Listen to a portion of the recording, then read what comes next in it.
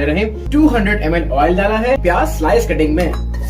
हमारी प्याज light pinkish सी होगी। साबुत गरम मसाले, 2 अदद स्लाइस कटी हुई हरी मिर्ची शामिल करूंगा। लहसुन अदरक का पेस्ट, हल्दी 1 टेबल स्पून, धनिया पाउडर, जीरा, पिसी हुई लाल मिर्च, कुटी हुई लाल मिर्च 1 टेबल स्पून, नमक हस्बे जायका, 4 से 5 अदद टमाटर चॉप किए हुए तो 10 मिनट के लिए गलने के लिए रख देंगे। टमाटर ऑलमोस्ट गल चुके हैं। दही ऐड करेंगे तकरीबन 100 ग्राम। मैंने आलूओं को पहले से हाफ बॉयल करके रखा था।